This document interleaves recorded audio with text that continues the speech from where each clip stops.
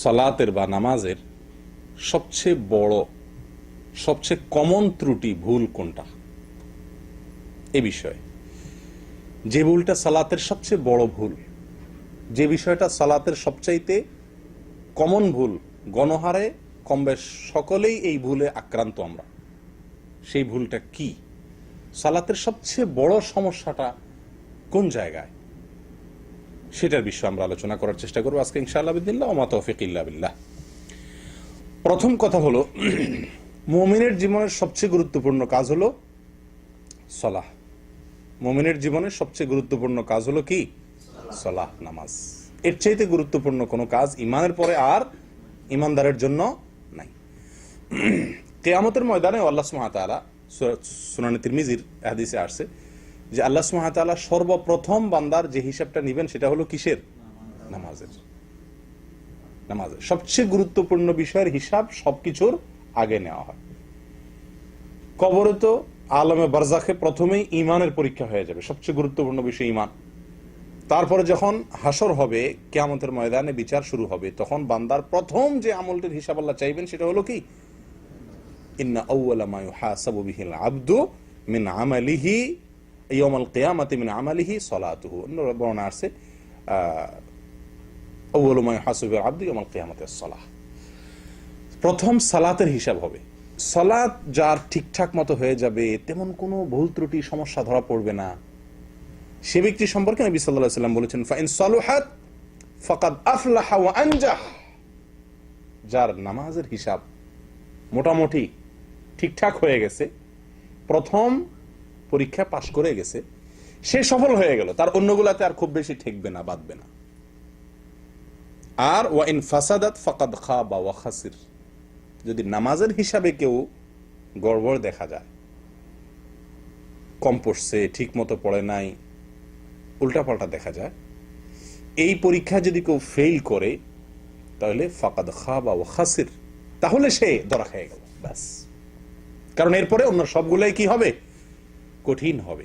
যারা পরীক্ষক খাতা দেখেন, তারা ছাত্রদের খাতা দেখার সময় প্রথম যে খাতাগুলো দেখেন, অথবা খাতার প্রথম যে উত্তরগুলো, অ্যান্সারগুলো 1, 2 শুরুতে যেগুলো থাকে, এগুলো যত কড়াকড়ি করে দেখেন, এর পরের গুলো এতটা কড়াকড়ি করে দেখেন না। আল্লাহ সুবহানাহু ওয়া তাআলাও সেরকম। প্রিয়দিনী ভাইরা, এই হলো সালাত সবচেয়ে গুরুত্বপূর্ণ বিষয়, এবং এটা ঠিকঠাক হয়ে গেলে অন্য সবকিছু সহজ হবে, এটুকু আমরা বুঝলাম। কোরআনে আল্লাহ সুবহানাহু ওয়া তাআলা সালাত এর বিষয়ে অনেকগুলো জায়গাতে আলোচনা করেছেন। এর ভিতরে এক জায়গায় আল্লাহ সুবহানাহু ওয়া তাআলা বলেন, ইমানদাররা সফল হবে ওই ইমানদাররা যারা তাদের সালাতে খুশু অবলম্বন করে। খুশু কি, তার ব্যাখ্যা আমরা পরে আসছি। অন্য আয়াতে আল্লাহ সুবহানাহু ওয়া তাআলা সূরা বাকারার মধ্যে আল্লাহ বলেন, হাফিজু আলাস সালাওয়াতি ওয়াস সালাতিল উসতা ওয়া কুমু লিল্লাহি কানিতিন। তোমরা সমস্ত সালাতগুলোর হেফাজত করো, রক্ষণাবেক্ষণ করো, যথাযথভাবে সালাতগুলো আদায় করো। ওয়া কুমু লিল্লাহি কানিতিন, এবং আল্লাহর জন্য তোমরা দাঁড়াও, দণ্ডায়মান হও, কানিত অবস্থায়, যথাযথভাবে, বিনয়ের সাথে, স্থিরভাবে। প্রিয়দিনী ভাইরা, এই আয়াতগুলো দ্বারা আমরা বুঝলাম যে সালাত আমার জন্য সফলতা বয়ে আনবে যদি সেই সালাতে আমার খুশু থাকে, যদি আমি সালাতের মুহাফাজা করি, যদি আমার কিয়ামটা বিল কুনুত হয়, তাহলে সেই সালাত আমার সফলতা বয়ে আনবে। এর বিপরীতে না হলে, সূরা মাউন আল্লাহ বলছেন ফাওয়াইলুল লিল মুসাল্লিন, ওই সালাত আদায়কারী, ওই নামাজীদের জন্য ওয়াইল, ধ্বংস, জাহান্নাম নামাজীদের জন্য। কারা? আল্লাযীনা হুম আন সালাতিহিম সাহুন, যারা তাদের নামাজের ব্যাপারে উদাসীন, গাফেল, যথাযথভাবে যত্ন নেয় না, তাদের জন্য। এবার আসি আমরা নামাজ, আমরা যারা পড়ি, আল্লাহ পড়ার তৌফিক দান করেন 5 ওয়াক্ত, আলহামদুলিল্লাহ। আমাদের সালাতের সবচেয়ে বড় সমস্যাটা কি বলেন তো? অমনোযোগিতা। বলেন আপনাদের কারোর মত? সবাই একমত আমার সাথে? নামাজের সবচেয়ে বড় সমস্যা হলো কি? অমনোযোগিতা, অর্থাৎ নামাজের মধ্যে মন থাকে না। আচ্ছা, এতে কোনো সন্দেহ নাই যে এই রোগ আজকে আমাদের সবাইকে পেয়ে বসে আছে। আমরা প্রত্যেকটা লোক নামাজ পড়ি, নামাজে আমাদের মন থাকে না, এতে কোনো সন্দেহ নেই। মন কিভাবে নামাজে স্থির করে ধরে রাখা যাবে, মনে কিভাবে পেরেক মেরে আটকানো যাবে, এই টেনশনে আমরা সব নামাজিরাই অস্থির, ঠিক কিনা? কিন্তু এর চাইতে বড় ভুল যেটা নামাজে মনোযোগ না থাকার চাইতেও বড় ভুল আকারে, গুরুত্বের বিচারে, যে ভুলটার ব্যাপারে আমাদের কারোরই খুব বেশি মাথা ব্যথা নাই, আমরা এক বাক্যে সবাই একমত হয়ে গেলাম যে নামাজের সবচেয়ে বড় ভুল এবং সবচেয়ে কমন ভুল হলো অমনোযোগিতা। আমি স্বীকার করেছি, সন্দেহ নাই যে অমনোযোগিতা একটা ভুল এবং এটা গণহারে সবার ভিতরে কম বেশ আছে। কিন্তু এর চাইতে বড় ভুল যেটা সবার ভিতরে আছে সেটা হলো খুজু না থাকা, মনোযোগ, এটাকে বলা হয় খুশু। আর বাহ্যিক অঙ্গ প্রত্যঙ্গ দিয়ে সালাতের প্রতিটি রোকনকে যথাযথভাবে ধীর স্থিরতার সাথে আদায় করা, এটা হলো খুদু। দুইটা জিনিস আছে সালাতের জন্য, একটা হলো খুশু আর একটা হলো খুদু। আমরা বেশিরভাগ লোক, আমাদের আপত্তি হলো আমাদের সালাতে খুশু নাই, অর্থাৎ মন স্থির থাকছে না। আসলে মন সবসময় স্থির থাকা সম্ভব না। আপনি 2 রাকাত 4 রাকাত সালাত আদায় করবেন, নামাজ পড়বেন এবং এর শুরু থেকে শেষ পর্যন্ত আপনার মন পরিপূর্ণ নামাজেই থাকবে, কোথাও যাবে না, এটা সম্ভব না। মানুষের মন উড়ন্ত পাখির মতো, এটা ধরে সবসময় আটকে রাখা যায় না, অন্যদিকে মন চলে যেতে পারে।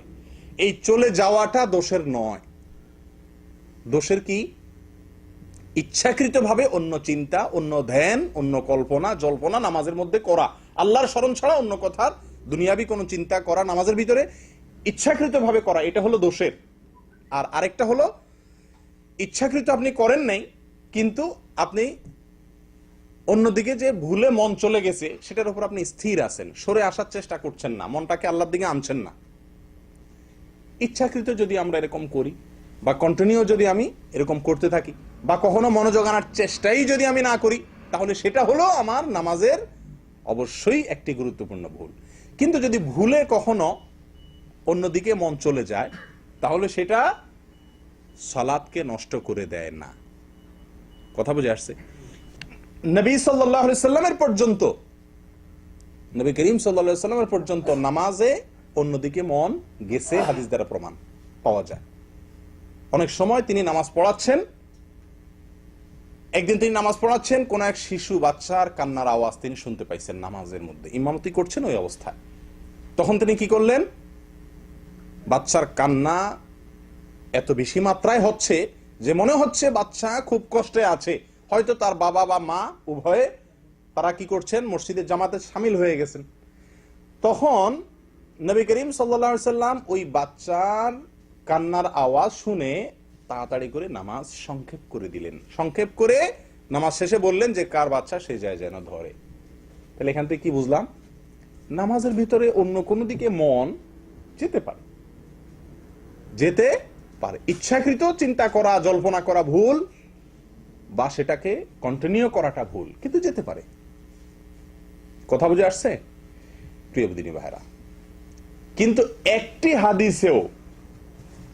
হাদিসেও নবী করিম সাল্লাল্লাহু আলাইহি সাল্লামের জীবনের কোন অংশে কোন সাহাবীর বক্তব্য থেকে পাওয়া যায় না যে তার নামাজে তিনি রুকু, সিজদা, কিয়াম, কিরাত, বৈঠক, এই যে কাজগুলো নামাজের, এই আমলগুলো, নামাজের মূল কাজগুলো বা কোনো কাজ তাড়াহুড়া করে শেষ করেছেন,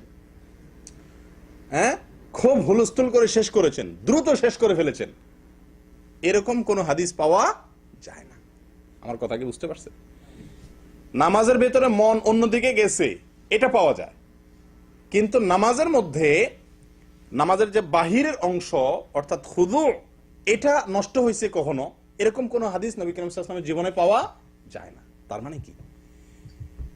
নামাজের মনোযোগ ধরে রাখা যত বেশি গুরুত্বপূর্ণ, তার চাইতে অনেক বেশি গুরুত্বপূর্ণ বিষয় হলো,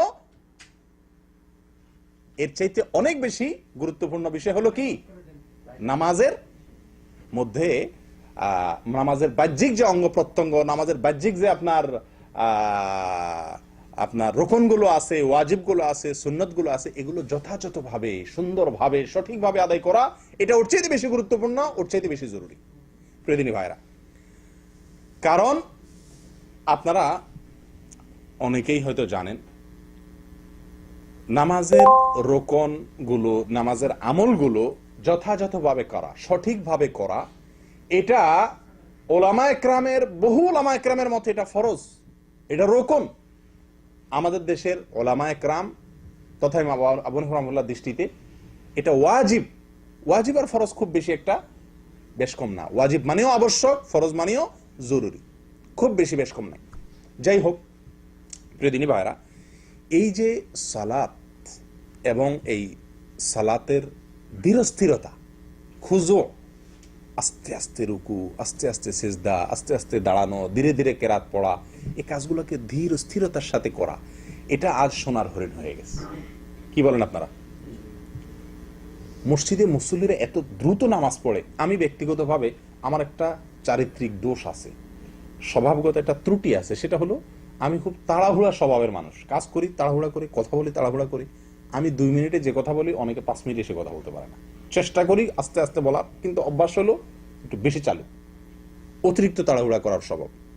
তো আমি চিন্তা করলাম যে আমার মতো তড়িৎ স্বভাবের লোক মসজিদে আমি খেয়াল করে দেখছি যে আমি 2 রাকাত নামাজ পড়তে পড়তে অনেকের 2 রাকাত শেষ হইয়া বাইরে হয়ে যায় মানুষ।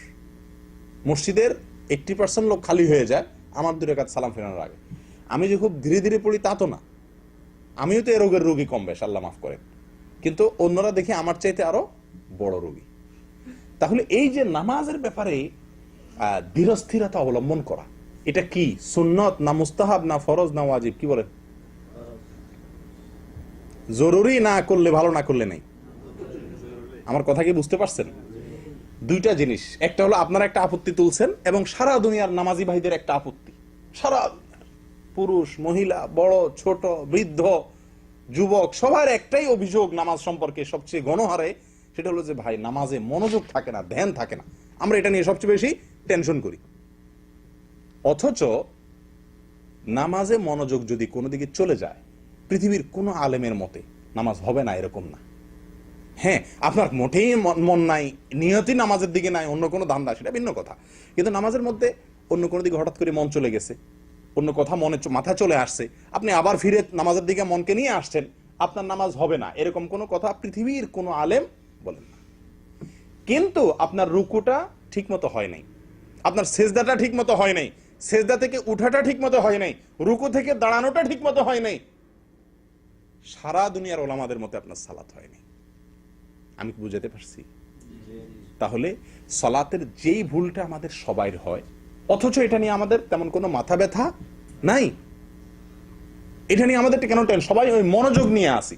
ঠিক আছে, আপনি মনোযোগের চেষ্টা করেন, কিন্তু আপনি যেই ভুলটা হলে নামাজই হবে না, বাতিল হয়ে যাবে, সেই ভুলটা আমাদের ভিতরে অহরহ হচ্ছে। এই বিষয়ে আমাদের সাবধান হওয়া দরকার। কি দরকার না বলেন? ফাওয়াইলুল লিল মুসাল্লিন আল্লাযীনা হুম আন সালাতিহিম সাহুন। এই আয়াতের ব্যাখ্যায় তাফসীর ইবনে কাসিরে ইমাম ইবনে কাসির রাহিমাহুল্লাহ তিনি বলেন, এর অর্থ হলো ইম্মা আন ওয়াক্তিহাল আউয়াল ফায়ুআখিরুনাহা ইলা আখিরিহি দাইমান আও গালিবান ওয়া ইম্মা আন আদাইহা বিআরকানিহা ওয়া শুরুতিহা আলাল ওয়াজহিল মা'মুরি বিহি।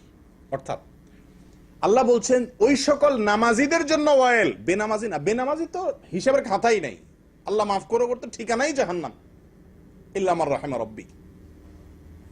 নামাজি ব্যক্তি যারা, এদের ভিতরে যারা নামাজের ভিতরে গাফলতি করে, যাদের নামাজের ভিতরে উদাসীনতা আছে, মনোযোগ নাই এবং দেহযোগ নাই, মনোযোগ নাই দেহযোগ নাই, সঠিকভাবে সালাত আদায় করে না, গাফলতি করে, এক কথায় সালাতের বিষয়ে অযত্নশীল যারা, এই লোকগুলোর জন্য ওয়াইল, জাহান্নাম, ধ্বংস। তাফসীর ইবনে কাসির বলে যে এর মানে হলো দুই ভাবে অমনোযোগের কথা হতে পারে। এক হলো দেরি করে সালাত আদায় করে, সব সময় ফজরের সালাত 7টা বাজে উঠা পড়ে, অথবা টাইমের ভিতরে পড়ে কিন্তু একদম শেষ হতে পড়ে, অবহেলা করে। অথবা এর অর্থ এটাও হতে পারে যে সাহুন বলতে উদ্দেশ্য হলো সালাতের পরে গাফলতির বলতে উদ্দেশ্য হলো সালাতের যে রোকন, যে ওয়াজিব আছে, এগুলোকে যেভাবে করা দরকার সেভাবে করে না, সেই ব্যক্তির জন্য ওয়াজিব। আচ্ছা, আপনাদেরকে একটা প্রশ্ন করি। আপনারা তো সবাই কম বেশ জানেন আল্লাহ তাআলা কোরআনে কারিমে সালাত কায়েমের কথা বলেছেন প্রায় সব জায়গায়, 1-2 জায়গায় বলেছেন ফাসাল্লি লিরাব্বিকা ওয়ানহার ইত্যাদি। দুই এক জায়গাতে বলছেন সালাত আদায় করো। বেশিরভাগ জায়গাতে আল্লাহ তাআলা বলেছেন আকিমিস সালাহ অথবা আকিমুস সালাহ, না, সালাত কায়েম করো। কায়েম করো মানে কি? কে বলতে পারবেন? সালাত পড়া, আল্লাহ সুবহানাহু ওয়া তাআলা বলেছেন আকিমুস সালাহ, তোমরা সালাত কায়েম করো, নাকি?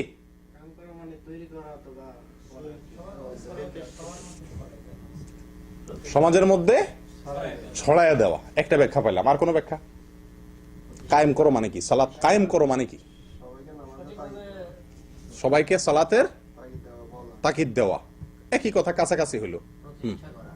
প্রতিষ্ঠা, কিভাবে প্রতিষ্ঠা হতে পারে? সবাইকে নিয়ে সালাত কায়েম করবে। মাশাআল্লাহ, আপনারা তো বড় বড় মুফাসসিররা আছে দেখা যায়, এখানে তো অনেক তাফসীর জানে, এরকম মানুষ, কোরআনের ব্যাখ্যা জানা লোক আছে, মাশাআল্লাহ, এটা ভালো কথা, সৌভাগ্যের কথা। দেখুন ভাই, সালাত কায়েমের দুইটা ব্যাখ্যা আমাদের সমাজে প্রচলিত আছে, দুইটাই ভুল। এর একটা হলো, অনেকে মনে করেন সালাত কায়েম করা বলতে যেটা ভাই বলছেন যে সবাইকে নিয়ে ডেকে ডুকে সালাত পড়তে হবে, একা একা না। এটা কায়েমের একটা অংশ, ঠিক আছে, এটা কায়েমের মূল ব্যাখ্যা না। আবার অনেকে বলেন সালাত কায়েম বলতে অর্ডার দিয়ে সামাজিকভাবে, রাষ্ট্রীয়ভাবে এটাকে প্রতিষ্ঠা করতে হবে, শুধু একা একা পড়লে হবে না। এটাও ভুল। ভুল বলতে এটা কায়েমের একটা পার্ট, একটা অংশ। কায়েম বলতে এই ব্যাখ্যা কোন তাফসিরের কিতাবে আসেনি। তাফসিরে বাইদাবী পৃথিবীর কোরআনের ব্যাখ্যার নামকরা তাফসির কিতাবগুলোর ভিতরে একটা, যেটা ওলামা একরাম বুঝেন বেশিরভাগ। কোরআনের নিগুড় অনেক তত্ত্ব সেখানে তুলে ধরা হয়েছে। সেখানে একেবারে সূরা বাকারার প্রথম দিকে আল্লাহ সুবহানাহু ওয়া তাআলা যে বলেছেন যে কোরআন কাদের জন্য হেদায়েত দিবে, আল্লাযীনা ইউকিমুনাস সালাহ, এই আয়াতের ব্যাখ্যায় তাফসীরে বাইদাবীতে ইকামাতুস সালাহ বা সালাত কায়েমের ৬-৭টা ব্যাখ্যা উল্লেখ করেছেন। ৬-৭টা ব্যাখ্যা। এই যে ৬-৭টা ব্যাখ্যা উল্লেখ করেছেন, বিশ্বাস করবেন তার সবগুলো ব্যাখ্যার খোলাসা কথা প্রায় একই। সেটা কি? সালাত কায়েম করা বলতে উদ্দেশ্য হলো আদাউহা বিহুকুকিহা, সালাতের সমস্ত হক আদায় করে সালাত আদায় করা। সকল হক সালাতের যেটা যেভাবে হওয়া দরকার ঠিক সেটাকে, রুকুটা যেমন হওয়া উচিত, সেজদাটা যেমন হওয়ার কথা, দাঁড়ানোটা নবী সাল্লাল্লাহু আলাইহি সাল্লাম যেভাবে দাঁড়িয়েছেন, দাঁড়াতে বলেছেন সেভাবে, এভাবে প্রত্যেকটা গুরুত্বপূর্ণ রুকন, ওয়াজিব, এগুলো সব যেভাবে হওয়া দরকার সেভাবে আদায় করা, এটাই হলো ইকামাতুস সালাহ, এটাই হলো সালাত কায়েম করা। কথা বুঝতে পারছেন? সালাত কায়েম করা বলতে যেভাবে সালাত পড়া দরকার সেভাবে পড়া। আমি কি বুঝাতে পারছি? কিন্তু দুঃখজনক যে আমরা এই সালাত কায়েমের অর্থ কিন্তু অনেকে জানি না। অনেকে সালাত পড়ি, আল্লাহ বলছেন সালাত কায়েম করতে, এটাও জানি, কিন্তু সালাত কায়েম করার যে অর্থ এটা আমরা অনেকেই জানি না। কি বলেন? আপনারা তো অনেকে মনে আজকে শুনছেন, কি বলেন না? সালাত কায়েম করা বলতে কি বলেন? সালাত কায়েম করা বলতে কি, কাকে বোঝায়? সালাত কায়েম করা মানে কি? সালাতকে যথাযথভাবে যেইভাবে পড়া দরকার সেইভাবে পড়া, সবগুলো অঙ্গ প্রত্যঙ্গ, সালাতের প্রতিটি পার্ট, অংশ যথাযোগ্যভাবে যেরকম ভাবে করা উচিত, কোরআন হাদিসে যেভাবে বলতে করতে বলা হয়েছে সেইভাবে করা, এটা হলো সালাত কায়েম করা। কথা বুঝে আসছে? তাহলে অনেকে নামাজ পড়েন কিন্তু নামাজ কায়েম করেন এরকম লোকের সংখ্যা খুব কম। প্রিয়দিনী ভাইরা, আমাদের দেশে বিশেষ করে পুরুষদের চাইতে, পুরুষদের মধ্যে তো এই সমস্যা আছেই, আমার ব্যক্তিগত দৃষ্টিভঙ্গি হলো আমাদের মা বোনদের ভিতরে এই রোগটা অনেক বেশি প্রকট। তাড়াহুড়া করে নামাজ পড়া। আপনাদের বাসা বাড়িগুলোতে আপনারা লক্ষ্য করছেন কিনা জানি না, আমি ছোটবেলা থেকে যত মহিলাদের নামাজ দেখার সুযোগ হয়েছে দেখছি, বেশিরভাগ ক্ষেত্রেই বিশেষ করে বাসা বাড়িতে যখন পড়ে রুকু সেজদাগুলো বিদ্যুতের গতিতে দেয় তারা। এই রুকুতে উঠতে দেরি, আপনার নামতে যাইতে দেরি, উঠতে দেরি নাই, উঠতে দেরি, নামতে দেরি নেই, হুলস্থুল করে পড়ে। আল্লাহ মাফ করুক, আমাদের পুরুষদের ভিতরে এই রোগের রোগী অনেকেই আছেন। এ সম্পর্কে নবী করিম সাল্লাল্লাহু আলাইহি ওয়াসাল্লামের একটা হাদিস আমাদের সবারই জানা থাকা দরকার, সহিহ বুখারীর হাদিস। তিনি বলেছেন, সল্লু কামা রাআইতুমুনি উসাল্লি, তোমরা আমাকে যেভাবে নামাজ পড়তে দেখছো সেভাবে নামাজ পড়ো। নামাজ আমাকে যেভাবে পড়তে দেখছো সেভাবে নামাজ পড়ো। এটা নির্দেশ তার, এটা নির্দেশ, তার পদ্ধতিতে নামাজ পড়া জরুরি। আম্মা জান আয়েশা রাদিয়াল্লাহু তাআলা আনহা সহিহ মুসলিমের এক হাদিসে আসছে, তিনি নবী করিম সাল্লাল্লাহু আলাইহি সাল্লামের নামাজ কেমন ছিল তার একটা বিবরণ দিতে গিয়ে তিনি বলেন, ওয়া ইযা রাফা রা'সাহু মিনার রুকু' লাম ইয়াসজুদ হাত্তা ইয়াস্তাবিয়া কাইমা। নবী সাল্লাল্লাহু আলাইহি সাল্লাম রুকু থেকে যখন উঠতেন, রুকু থেকে যখন মাথা উঠাতেন, তখন যতক্ষণ পর্যন্ত তিনি সোজা হয়ে না দাঁড়াতেন, একেবারে স্টিল সোজা হয়ে না দাঁড়াতেন, ততক্ষণ পর্যন্ত সেজদায় যেতেন না।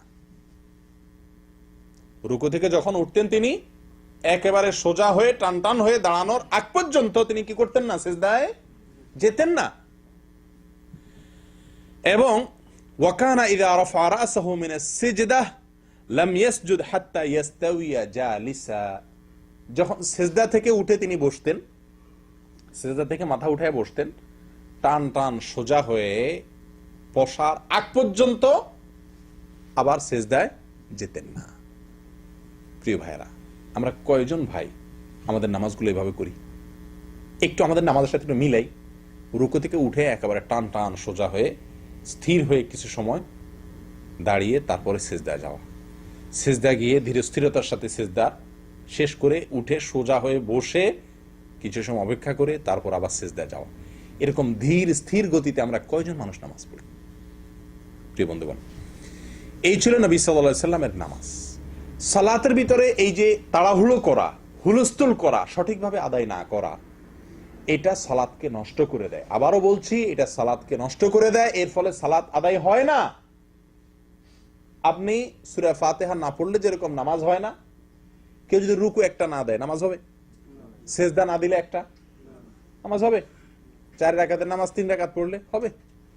ঠিক একইভাবে কেউ সব ঠিক করছে, 4 রাকাতই পড়ছে, রুকু একটাই দিছে, সেজদা 2টাই দিছে, সূরা ফাতিহাও পড়ছে, সবই ঠিক আছে তার, কিন্তু লোকটা রুকু সেজদা উঠা বসা প্রত্যেকটা আমলে তাড়াহুড়ো করছে। যে তাড়াহুড়োটা সালাতের যে ইতমিনান বা তমানিনা, সালাতের যে ধীরস্থিরতা যেটা জরুরি, সেই কাজটি হয় নাই। কি বলেন, এ লোকটা সালাত হইছে না হয় নাই? হবে না, কারণ সে সালাতের জরুরি একটি আমল ছেড়ে দিছে, তমানিনা, ধীরস্থিরতা। প্রিয় বন্ধুগণ, এ সম্পর্কে মৌলিক 2টি হাদিস আছে যেটি আমাদের অনেকেরই আশা করতে পারি আমরা হয়তো আগে শুনছি, আবারও নতুন করে শুনলে হয়তো আমাদের বিবেকগুলোকে নতুন করে ভাবতে সাহায্য করবে। মৌলিকভাবে 2টি হাদিস, এর ভিতরে একটি হাদিস হলো মুসনাদে আহমদের এবং আরো অন্য হাদিসের কিতাবে আসছে। আবু কাতাদা রাদিয়াল্লাহু তাআলা আনহু বলেছেন, নবী করিম সাল্লাল্লাহু আলাইহি ওয়াসাল্লাম ইরশাদ করেছেন, আসওয়া আন-নাস সারিকাতান আল্লাযী ইয়াসরিকু মিন সালাতিহি। মানুষের মধ্যে সবচেয়ে নিকৃষ্ট চোর ওই ব্যক্তি যে ব্যক্তি তার নামাজে চুরি করে, নামাজ চুরি করে যে ব্যক্তি। আপনারা তো জীবনে বহু চোরের কথা শুনছেন, টাকা চোর, পয়সা চোর, স্বর্ণ চোর, গরু চোর, হাঁস চোর, মুরগি চোর, যত রকমের চোরের কথা শুনছেন দুনিয়াতে। এর ভিতরে সবচাইতে নিকৃষ্টতম চোর, নবী সাল্লাল্লাহু আলাইহি ওয়াসাল্লামের ভাষা সবচাইতে খারাপ চোর, চোরদের মধ্যে সবচেয়ে খারাপ চোর, গরু চোরের চাইতেও খারাপ কে? যে নামাজে চুরি করে। সাহাবাইগণ জিজ্ঞাসা করলেন, ক্বালু ইয়া রাসূলুল্লাহ ওয়া কাইফা ইয়াসরিকু মিন সালাতি। মানুষ কিভাবে তার নামাজে চুরি করে? নামাজ চুরি কিভাবে করে? নামাজ চুরি করার জিনিস নাকি? টাকা পয়সা চুরি, স্বর্ণ চুরি, গরু চুরি, হাঁস চুরি, মুরগি চুরি, এগুলো তো বুঝে আসে, নিয়ে গেল। নামাজের চুরি কিভাবে জিজ্ঞাসা করা হলো। নবী সাল্লাল্লাহু আলাইহি ওয়াসাল্লাম বলেন, নামাজের চুরি হলো লা ইয়াতিম্মু রুকুআহা ওয়ালা সুজুদাহা। নামাজের চুরি হলো রুকু ঠিক মতো করে না, সেজদা ঠিক মতো করে না, এটা হলো নামাজের চুরি। অন্য বর্ণনা আসছে, অথবা রাবী বলেন সন্দেহ করতেছেন, অথবা তিনি বলেছেন লা ইউকিমু সুলবাহু মিনার রুকুই ওয়াস সুজুদি। রুকু থেকে উঠে, সেজদা থেকে উঠে পিঠ সোজা করে দাঁড়ায় না, বসে না, এটা হলো নামাজের চুরি। প্রিয় বন্ধুগণ, এই হাদিস থেকে কি বুঝলাম?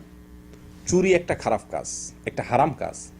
চুরির ভিতরে আবার সবচেয়ে খারাপ চুরি বানাইছেন নবী করিম সাল্লাল্লাহু আলাইহি ওয়াসাল্লাম, সবচেয়ে খারাপ চুরি বলে অভিহিত করেছেন যে ব্যক্তি নামাজের মধ্যে রুকু সেজদা ঠিক মতো করে না, ওই ব্যক্তিকে সবচেয়ে খারাপ চোর বলা হয়েছে তাকে। প্রিয় বন্ধুগণ, তাহলে আমরা মোটামুটি বহু লোকই মনে হয় এই চোরের খাতা নাম উঠে যাবে এই কারণে, কি বলেন? আপনি হাঁস চুরি করেন না, মুরগি চুরি করেন না, ডিম চুরি করেন না, চাল চুরি করেন না, গম চুরি করেন না, ধান চুরি করেন না, পয়সা চুরি করেন না, মাশাআল্লাহ আপনি কোনো কিছুই চুরি করেন না, আলহামদুলিল্লাহ আপনার একটা ভালো চরিত্র আছে, কিন্তু আপনি বড় চোর। কোনো কিছু চুরি না করেও বড় চোরের খাতায় আপনার নাম লেখা আছে, কারণ আপনি রুকু ঠিক মতো করছেন না, সিজদা ঠিক মতো করছেন না। কি বলেন ভাই, জিনিসটা ভাবার বিষয় কিনা, চিন্তা করার কিনা? গণহারে মসজিদগুলোতে মানুষ দেখবেন বিদ্যুতের গতিতে নামাজ পড়ে, বিদ্যুতের গতিতে 1 রাকাত নামাজ পড়তে 1 মিনিট টাইমও লাগে না, 60 সেকেন্ড টাইমও লাগে না। অথচ সহিভাবে যথাযথভাবে যদি আপনি নামাজ আদায় করতে চান, 1 রাকাত নামাজে একেবারে না হইলেও তো 1.5 মিনিট সময় লাগার কথা, সেখানে 1 মিনিটও লাগে না, 1-1.5 মিনিটে 2 রাকাত শেষ। এরকম হয় কি হয় না? আল্লাহ হেফাজত করে। প্রিয় বন্ধুগণ, এই একটা হাদিস আমরা শুনলাম। তাহলে নামাজের ভিতরে যারা ধীরস্থিরতা অবলম্বন করে না, তাড়াহুড়ো করে, যথাযথভাবে রুকু সিজদা করে না, এরা কোনো কিছু চুরি না করেও সবচাইতে বড় চোর। কোনো কিছু চুরি না করেও সবচেয়ে বড় চোরের খাতায় নাম লেখা। দ্বিতীয় হাদিসটা শুনেন, যেটি আমাদের অনেকের জন্য অনেক বিশাল বড় শিক্ষার বিষয়। বুখারী এবং মুসলিমে একযোগে বর্ণনা করেছেন হাদিসটি। আবু হুরায়রা রাদিয়াল্লাহু তাআলা বর্ণনা করেছেন যে নবী সাল্লাল্লাহু আলাইহি সাল্লাম মসজিদে নববীতে প্রবেশ করলেন, এরপরে আরেকটা লোক তার পিছে পিছে ঢুকলেন, ঢুকে লোকটি সালাত আদায় করলেন। মসজিদে ঢুকে তিনি নামাজ পড়লেন। নামাজ পড়ার পরে তিনি নবী করিম সাল্লাল্লাহু আলাইহি সাল্লামের কাছে আসছেন, এসে সালাম দিলেন। সালাম দিলেন নবী করিম সাল্লাল্লাহু আলাইহি সাল্লাম সালামের জবাব দিলেন। জবাব দিয়ে এরপরে তাকে বললেন, ইরজি' ফাসাল্লি ফাইন্নাকা লাম তুসাল্লি। সালামের জবাব দিয়ে বললেন, ইরজি' ফাসাল্লি ফাইন্নাকা লাম তুসাল্লি, যাও তুমি আবার নামাজ পড়ো, কারণ তুমি নামাজ পড়ো নাই।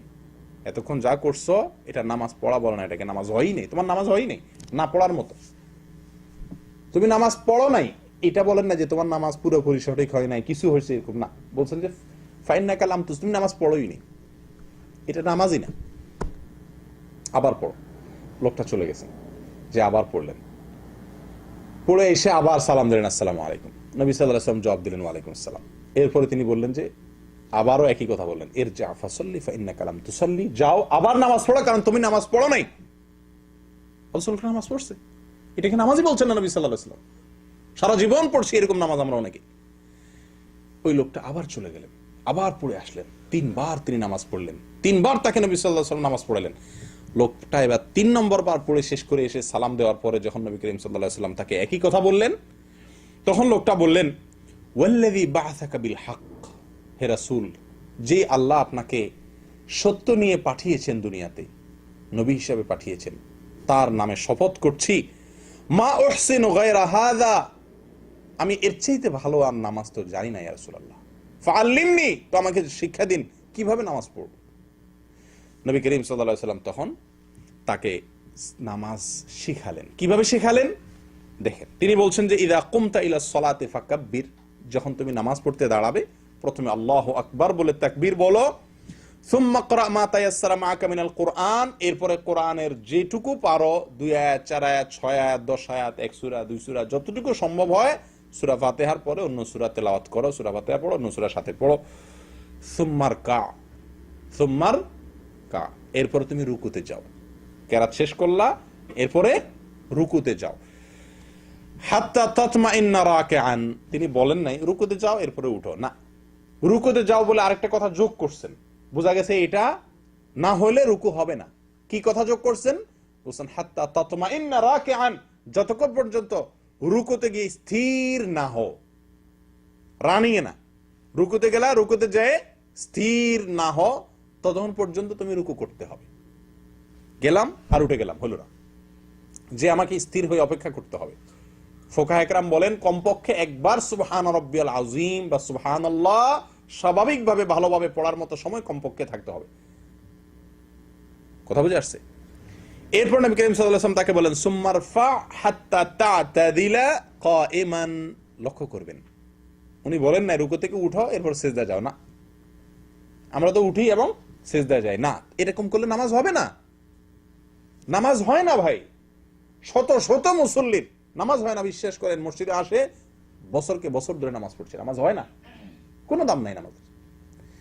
নবী করিম সাল্লাল্লাহু আলাইহি ওয়াসাল্লাম বলছেন সুম্মা রফা হাত্তা তা'তাদিলা কাইমান, ওই লোকটাকে তিনি বললেন যে এরপরে রুকু থেকে উঠো, তুমি দাঁড়িয়ে কতক্ষণ পর্যন্ত দাঁড়াও, কিভাবে দাঁড়াও, হাত্তা তা'তাদিলা, ভালোভাবে টান টান হয়ে সোজা হয়ে দাঁড়ানোর আগ পর্যন্ত অপেক্ষা করো রুকু থেকে উঠে। ঠিক আছে, দেখেন এরপরে বলছেন সুম্মাসজুদ, এরপরে তুমি সিজদা যাও। সিজদা যাও এটা বলে তুমি ক্ষান্ত হন নাই যে সিজদা যাও, ঠিক আছে হয়ে গেল, সিজদা দিলাম আবার উঠে যাও, না, সিজদা যাও বলে আবার বলছেন হাত্তা তাতমাইন্না সাজিদান, সিজদায় গিয়ে যতক্ষণ পর্যন্ত তুমি স্থির না হও, ধীরতা স্থিরতা, সেখানে সিজদায় যে কিছু সময় ধীর স্থির হতে না পারো, কিছু সময় অপেক্ষা করতে না পারো, ততক্ষণ পর্যন্ত সিজদায় থাকো। ফুকাহা ইকরাম বলেন কমপক্ষে একবার সুবহান রাব্বিয়াল আলা। আপনি সিজদায় মাথা যাওয়ার পরে, আমরা অনেকে তো ওই যাওয়ার আগে আল্লাহু আকবার বলে যাইতে যাইতে সুবহান রাব্বিয়াল আলা বলে মাথা দিয়ে উঠে যায়, না তা হবে না। কপাল জমিনে লাগার পরে, হাত জমিনে লাগার পরে, নাক জমিনে লাগার পরে, সিজদার 7টি অঙ্গ জমিনে লাগার পরে কমপক্ষে একবার ধীরে সুস্থে তাসবিহ পড়ার মতো সময় অপেক্ষা করা ওয়াজিব বা ফরজ। প্রিয় ভাইরা, আমরা যেটা বলছিলাম, অনেকে এই যাইতেছে না, এর নাক লাগার আগে তাসবিহ পড়া শুরু হয়ে গেছে, আবার ওই উঠার আগেই উঠতে উঠতে বাকি তাসবিহ শেষ করতেছে, মাঝখান দিয়ে দেখা যায় যে এক তাসবিহ পরিমাণ অপেক্ষা করা হয় না, নামাজ হয় না। নবী সাল্লাল্লাহু আলাইহি ওয়াসাল্লাম বলছেন সিজদায় যাওয়ার পরে স্থির হওয়া পর্যন্ত অপেক্ষা করো, এরপরে না আপনি তাসবিহ পড়বেন।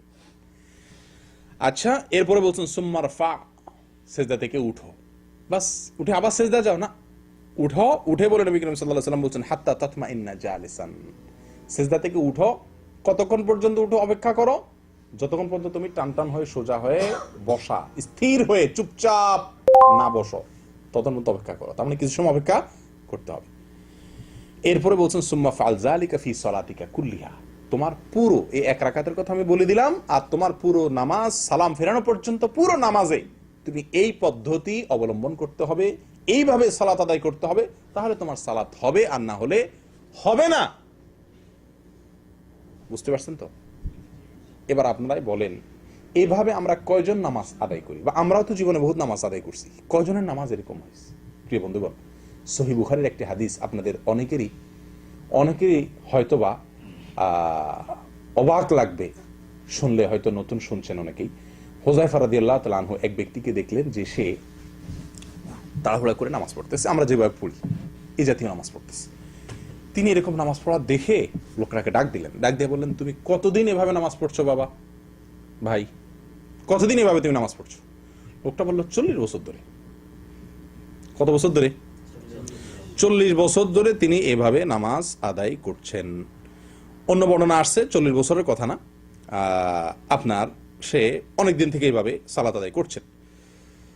তো হুযায়ফা রাদিয়াল্লাহু তাআলা আনহু তাকে ডেকে বলছেন যে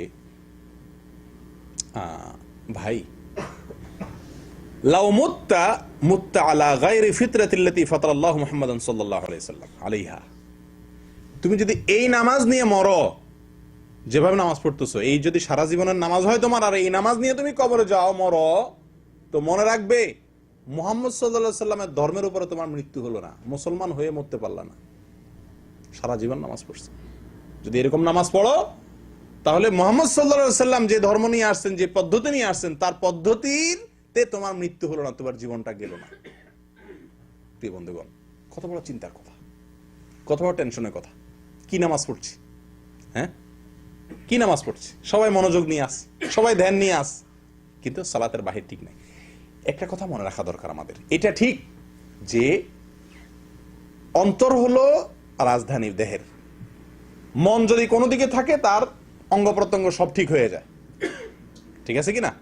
হাদিসে আসছে নবী করিম সাল্লাল্লাহু আলাইহি ওয়াসাল্লাম বলেছেন, আলা ইন্না ফিল জাসাদি মুদগা লা মুদগা ইযা সালুহাত সালুহাল জাসাদু কুল্লুহু ওয়া ইযা ফাসাদাত ফাসাদাল জাসাদু কুল্লুহু আলা ওয়া হিয়াল কলব।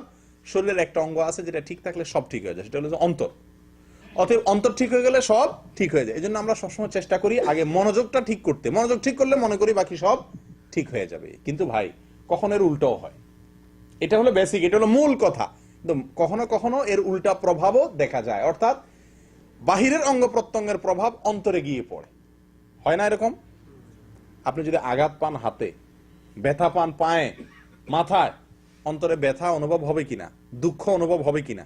বাহিরের প্রভাব অনেক সময় ভেতরে পড়ে। আমি আমার ব্যক্তিগত জীবনের একটি পরীক্ষা অভিজ্ঞতা থেকে আমি আপনাদেরকে বলছি এবং অনুরোধ করছি, আহ্বান জানাচ্ছি, যারা নামাজে মনোযোগ ধরে রাখতে পারেন না, যাদের নামাজে ধ্যান থাকে না, অন্যদিকে মন চলে যায়, আল্লাহর কথা মনে আসেই না, নামাজের কথা মনেই থাকে না, অন্য কথা চলে যায়। আল্লাহর কসম, আমি নিজে পরীক্ষিত আমার নিজের জন্য। আপনাদেরকে আমি আহ্বান করছি, এটা আপনারা পরীক্ষা করে দেখুন। আপনি যদি নামাজের আরকান, আহকাম, উঠা বসা, রুকু, সিজদা এগুলাতে ধীরস্থিরতা অবলম্বন করেন, খুব ধীরে ধীরে করা যে জরুরি, এই হাদিসগুলোকে মাথায় রেখে আপনি এভাবে ধীরস্থিরতার সাথে আপনি নামাজ আদায় করেন, ইনশাআল্লাহ আপনার নামাজে মনোযোগ আসবে।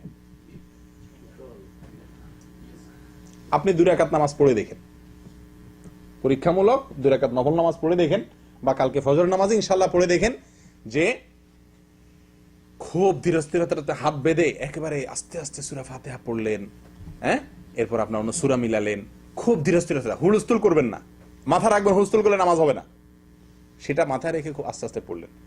সূরা ফাতিহা শেষ না করতে করতে ওয়ালা দাল্লিন আমিন কইয়া ওই কুল আউযু বিরাব্বিন নাস মালিকিন নাস ইলাহিন নাস মিন শাররিল ওয়াসওয়াসিল খান্নাস আল্লাযী ইউওয়াসওয়িসু নাস কইতে কইতে আবার রুকু চলে গেলেন না, দাঁড়ায়া নাস বলা শেষ, কিছুক্ষণ থামেন, এরপরে বলেন আল্লাহু আকবার, আস্তে আস্তে রুকুতে যান। রুকুতে যাইতে যাইতে সুবহানাল্লাহ লাযিম শুরু করেন না, রুকুতে যায় মাথাটা পিঠটা সমান করেন। আপনার যদি মাথা পুরোপুরি, পিঠ যদি পুরোপুরি না ঝুঁকে, নামাজ হবে না, হাদিসে স্পষ্ট বলা আছে। পুরোপুরি রুকুতে একদম পিঠ মাথা দুইটাকে সমান দিয়ে পুরোপুরি রুকুতে গিয়ে, এরকম অনেকে এতটুক যায় না, এতটুক না, পুরোপুরি রুকুতে যান, এরপরে শুরু করেন সুবহান রাব্বিয়াল আযীম, সুবহান রাব্বিয়াল আযীম, সুবহান রাব্বিয়াল আযীম, আমার মহান রব, মহান পালনকর্তা পবিত্র, 3 বার বলেন। এরপরে সামি আল্লাহু লিমান হামিদা আস্তে আস্তে বলে উঠে দাঁড়ান, একদম সোজা হয়ে দাঁড়ান, 2 সেকেন্ড অপেক্ষা করেন, এরপরে আল্লাহু আকবার বলে রুকুতে যান। রুকুতে গিয়ে মাথা, নাক, হাত, হাঁটু সব মাটিতে রাখার পরে এবার শুরু করেন সুবহান রাব্বিয়াল আলা। ওই যেতে যেতে শুরু করেন না, কথা বুঝতে পারছেন? আমরা চিন্তা করি যে টাইমটা নষ্ট করে লাভ কি, যেতে যেতেই শুরু করি, না, ওইটা পড়ার সময় তো সেজদার পরে, সেজদার তাসবিহ তো সেজদায় গিয়ে পড়তে হবে, রুকু তাসবিহ তো রুকুতে গিয়ে পড়তে হবে, আপনি পথে পড়লে তো হবে না। আমার কথা কি বুঝতে পারছেন? এই জন্য রুকুতে যান, সব অঙ্গগুলা, নাক, হাত, কপাল সব মাটিতে লেগে গেছে, এবার শুরু করেন সুবহান রাব্বিয়াল আলা, আস্তে আস্তে ধীরে ধীরে সুবহান রাব্বিয়াল আলা, সুবহান রাব্বিয়াল আলা 3 বার পড়ে এরপর আল্লাহু আকবার বলে সোজা হয়ে বসেন, একদম টান টান হয়ে। কিছু সময় অপেক্ষা করেন, 2 সেকেন্ড, 1 সেকেন্ড, অন্তত ওলামা ইকরাম বলেন, ফুকাহা ইকরাম বলেন, কমপক্ষে একবার সুবহানাল্লাহ বলার মতো সময় দিয়ে অপেক্ষা করেন, নামাজ হবে না। আপনি রুকু থেকে উঠে যদি সাথে সাথে যান, ওয়াল্লাহি নামাজ হবে না, এবং সারা দুনিয়া ওলামাদের মতে আপনি নামাজের ওয়াজিব তরক করেছেন বা ফরজ তরক করেছেন মতান্তরে। আর রুকু থেকেও যদি একইভাবে রুকু থেকে উঠেই সাথে সাথে চলে গেলেন, নামাজ হবে না, উঠে আপনাকে সোজা হয়ে দাঁড়াতে হবে। এবার আপনারা বলেন, এইভাবে যদি 2 রাকাত সালাত আদায় করা যায়, আপনি পরীক্ষা করে দেখেন, আপনার মন নামাজে দেখবেন অন্য কোনো দিকে যাচ্ছে না। কারণ আমি আমার রুকুর ঠিক করার ধান্দায় আছি, আমি আমার সেজদা হচ্ছে কিনা সেই চিন্তায় আছি, তাহলে তো আমার অন্যদিকে মন যাওয়ার সুযোগই নেই। আমার কথা বুঝতে পারছেন? ইনশাআল্লাহ যদি সালাতের এই আরকান আহকাম গুলোকে, খুজুরটাকে ঠিক করেন, ইনশাআল্লাহ খুশু ঠিক হয়ে যাবে। ভাই, অন্তর মানুষের হাতে সবসময় থাকে না, মানুষ চাইলেও মনটাকে সবসময় ধরে রাখতে পারে না, কিন্তু মানুষ যেটা পারে সেটা কি, এই রুকুগুলো ঠিক মতো করতে পারে, সিজদাগুলো আমরা ঠিক মতো করতে পারি নাকি? এটা আমাদের কন্ট্রোলে কিনা? 100%। আমার অঙ্গ প্রত্যঙ্গগুলো পুরোপুরি আমার কন্ট্রোলে, অন্তরটা সবসময় আমার নিয়ন্ত্রণে থাকে না। আপনার যেটা নিজের নিয়ন্ত্রণে আছে, আপনার যেটা সাধ্যের মধ্যে আছে, সেটুকু আপনি করেন, ইনশাআল্লাহ যেটা আপনার সাধ্যে নাই, আল্লাহ সুবহানাহু ওয়া তাআলা সেটা ঠিক করে দিবেন। কথা বুঝে আসছে? করবেন তো ইনশাআল্লাহ? আল্লাহ আমাদেরকে তৌফিক দান করেন। প্রিয় দিনী ভাইরা, আনাস রাদিয়াল্লাহু তাআলা আনহু বর্ণনা করেন, সহিহ বুখারী মুসলিমের হাদিস, নবী সাল্লাল্লাহু আলাইহি সাল্লাম ইরশাদ করেছেন, আতিমুর রুকু ওয়াস সুজুদ, তোমরা রুকু এবং সিজদাগুলোকে ইতমাম করো, পরিপূর্ণ করো। রুকু সিজদাকে পরিপূর্ণ করো। রুকু পরিপূর্ণ করা মানে হলো ভালোভাবে পিঠ মাথা সোজা হয়, এত বেশি ঝুঁকতে হবে, হালকা ঝুঁকলে হবে না, পরিপূর্ণ ঝুঁকতে হবে। ঝুঁকেই শুধু না, ঝুঁকার পরে তাসবিহ পড়তে হবে ধীরে স্থিরতার সাথে, এরপরে উঠে সোজা হয়ে দাঁড়ায়, একদম টান টান হয়ে সোজা দাঁড়ায় অপেক্ষা করতে হবে কিছু সময়, এরপর আপনি সিজদা যাবেন। এটা বলে রুকু ঠিক করা। সিজদাও একইভাবে। এটা করার জন্য নবী করিম সাল্লাল্লাহু আলাইহি ওয়াসাল্লাম নির্দেশ দিয়েছেন। ইবনে মাজাহ এর হাদিসে আসছে, নবী সাল্লাল্লাহু আলাইহি ওয়াসাল্লাম বলেছেন, ইয়া মাশাল মুসলিমিন, ইয়া মাশার মুসলিমিন, ও মুসলিমরা শুনে রাখো, লা সালাতা লিমান লা ইউকিমু সুলবাহু ফির রুকুই ওয়াস সুজুদ। হাদিসটি সহিহ। নবী সাল্লাল্লাহু আলাইহি সাল্লাম বলেন, ও মুসলিমরা, ও মুসলমানরা, যে ব্যক্তি নামাজের মধ্যে রুকুতে তার পিঠ সোজা না করে, পিঠ মাথা সোজা না করে, অর্থাৎ ভালো করে না ঝুঁকে, এরকম থাকলে তার সোজা হলো না। এবং সেজদায় গিয়ে যে ব্যক্তি পিঠ মাথা সোজা না করে, সঠিকভাবে রুকু এবং সেজদা না করে, ওই ব্যক্তির সালাত হয় না, নবী করিম সাল্লাল্লাহু আলাইহি সাল্লাম বলছেন। প্রিয়দিনী ভাইরা, আবু হুরায়রা রাদিয়াল্লাহু তাআলা আনহু বলেন, আমারনি রাসূলুল্লাহ সাল্লাল্লাহু আলাইহি ওয়াসাল্লাম বিসালাস ওয়া নাহানি আন সালাস। আমাকে নবী করিম সাল্লাল্লাহু আলাইহি ওয়াসাল্লাম তিনটা কাজের ব্যাপারে বিশেষ নির্দেশ দিয়েছেন আর তিনটা কাজ থেকে বিশেষভাবে নিষেধ করেছেন। যে তিনটা কাজের জন্য বিশেষভাবে নির্দেশ দিয়েছেন তার ভিতরে একটা হলো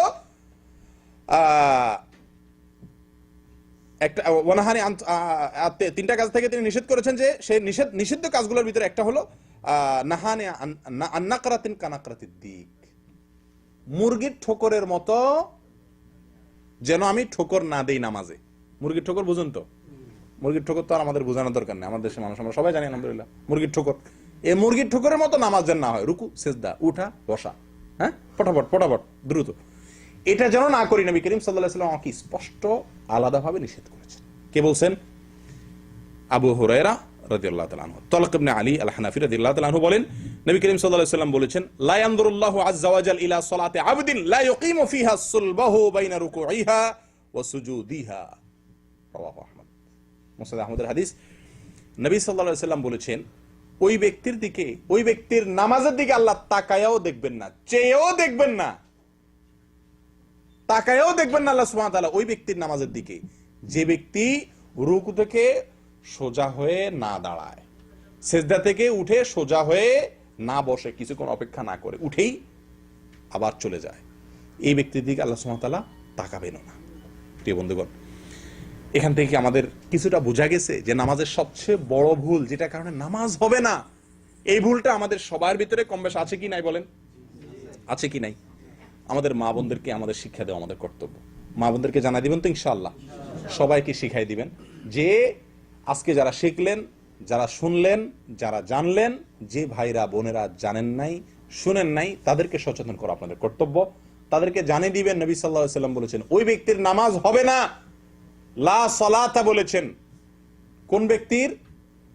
যে ব্যক্তি লা ইয়াতিম্মু, যে ব্যক্তি লা ইউকিমু ফিহা সুলবাহু বাইনা রুকুইহা ওয়া সুজুদিহা, রুকু সিজদার মাঝখানে, অর্থাৎ রুকু সিজদার পরে অথবা ভেতরে, যে ব্যক্তি পিঠ সোজা না করে, অর্থাৎ ধীরস্থিরতা অবলম্বন না করে। তাহলে নামাজের খুশু, অন্তরের স্থিরতা, এটা খুবই গুরুত্বপূর্ণ বিষয়, এতে কোনো সন্দেহ নাই। কিন্তু প্রিয় বন্ধুগণ, এর চাইতে বেশি গুরুত্বপূর্ণ বিষয় হলো নামাজের খুজু বা বাহ্যিক অঙ্গ প্রত্যঙ্গগুলোকে, বাহ্যিক আমলগুলোকে ধীরে স্থিরে আস্তে আস্তে করা, অপেক্ষা করে করে করা। আমি আবারও বলছি, খুজু দুনিয়ার কোন ফিকাহবিদ, দুনিয়ার কোন আলেম বলেন না খুশু এটা নামাজের রোকন, ফরজ, ওয়াজিব, এটা মুস্তাহাব, জরুরি। আল্লাহ সুবহানাহু ওয়া তাআলা বলেছেন যে আকিমিস সালাতা লিযিকরি, নামাজের উদ্দেশ্যে আল্লাহ স্মরণ, সেটা ঠিক আছে, কিন্তু এটা না করলে বা এটা ছুটে গেলে নামাজ হবে না। ভুলে ছুটে গেছে, মনোনদিক চলে গেছে, নামাজ হবে না, এই কথা পৃথিবীর কোনো আলেম বলেন না। কারণ এটি ফরজও নয়, ওয়াজিবও নয়, রোকনও নয়, শর্তও নয়। কিন্তু নামাজ এর ধীরস্থিরতা অবলম্বন করা এটা জরুরি, এটা না হলে নামাজ হবে না। ভুলেও যদি ছুটে যায়, ভালো করে শুনে রাখেন, ভুল আপনার মনে ছিল না, রুকু থেকে উঠে চলে গেছেন, পরে মনে হয় ভুল করলাম, হবে না, আবার পড়তে হবে। আমি কি বুঝাতে পারছি? আল্লাহ সুবহানাহু ওয়া তাআলা আমাদের সকলকে নামাজের এই সবচাইতে বড় ভুল, সবচাইতে গণভুল, সবচাইতে কমন ভুল, যে ভুলটা আমাদের সবাইয়ের হয়, সকলের হয়, সেই ভুলটা থেকে আল্লাহ তাআলা আমাদেরকে সংশোধন করার তৌফিক দান করেন। এই যে সাহাবীর কথা আপনারা শুনলেন, দীর্ঘদিন নামাজ পড়ছেন, তিনি কি বললেন?